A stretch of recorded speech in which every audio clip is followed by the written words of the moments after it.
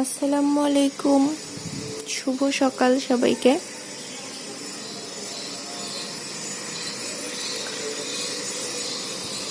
ঘুম ভাঙতেছিল না আজকে সকালে কিছুতেই, তারপরও সকালবেলা ঘুম থেকে উঠে একটা অর্ডারের জন্য কাজ ছিল, হ্যান্ড পেইন্টের, ওটা কমপ্লিট করতে হলো। অর্ডারের না, মানে স্যাম্পল চাইছিল, ওটা করতে করতে এত পরিমাণ ঘুম ধরতেছে। কিন্তু এখন রান্না করতে হবে, শুক্রবার আজকে খিচুড়ি রান্না করতে হবে, মাংস রান্না করাই আছে। সুন্দর বাতাস হচ্ছে, মাশাআল্লাহ।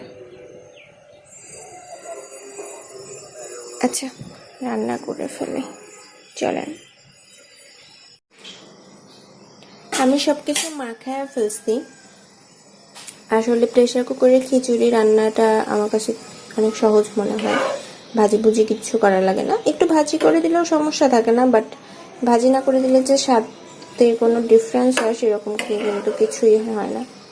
এর মধ্যে সমস্ত মশলা দিয়ে, পেঁয়াজ মরিচ কেটে, এই যে একটু ঘি দিয়ে, আচ্ছা আর কি কি বাদ আছে, একটু তেল দিতে হবে, দিয়ে এটা বসায় দিব, আটকে দিব, হয়ে যাবে, খুব ইজি।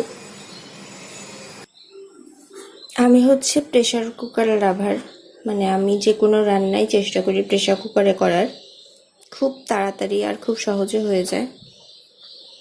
আমার অত প্যারা নিয়ে অনেকক্ষণ সময় ধরে রান্না করতে একদমই ভালো লাগে না। তো এই যে মুখ আটকে দিলাম, আমি কিন্তু কোনো রকম ভাজি টাজি কিচ্ছু করিনি, জাস্ট যতটুকু মশলা লাগে সব কিছু দিয়ে মাখিয়ে দিয়ে দিছি। হবার পর আপনাদের সাথে খুলে দেখাবো যে এটা কতটা সুন্দর হয়। তো এইভাবে চুলায় বসানোর পর কিছুক্ষণ পরেই দেখা যায় যে ভাপ আর উঠতে পারে না, মানে রান্না শেষের দিকে তখন সিটি ওঠা শুরু করে। তো 3 থেকে 5টা হলেই বন্ধ করে দিই। খিচুড়িতে সাধারণত আমি 5টা রাখি, তাহলে আর একটু বেশি আমার মনে হয় যে ভালো হয়। অনেক সুন্দর স্মেল বের হয়েছে, অ্যান্ড মাশাআল্লাহ দেখতেও বেশ। নেড়ে দিয়ে, কারণ পেঁয়াজগুলো এই যে উপরে উঠে যায়, হালকা নেড়ে দিয়ে তারপর এটা বেড়ে ফেলবো। ভুনা ভুনা হয়ে গেছে, এই দেখেন। আচ্ছা, আমি খিচুড়িটা বেড়ে নিয়ে তারপর দেখাচ্ছি ফাইনাল লুক। মাশাআল্লাহ, এটার এই হলদেটে সুন্দর কালারটা কেন যে ভিডিওতে আসে না আমি জানি না। এই যে অনেক সুন্দর আর ইয়াম্মি হয়েছে। মাশাআল্লাহ, বেশ মজা। এখন হচ্ছে ডেলিভারি দেওয়ার জন্য বাইরে বের হতে হবে।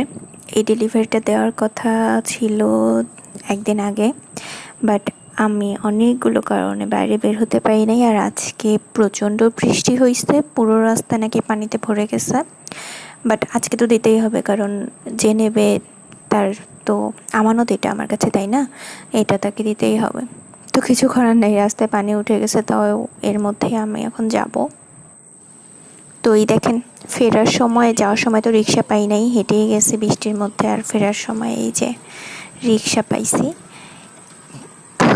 এই তো, মানে কোনো কাজই আসলে সহজ না। যাই হোক, ভালো থাকবেন আপনারা সবাই। আজকের মতো এখানেই বিদায় নিচ্ছি। আল্লাহ হাফিজ।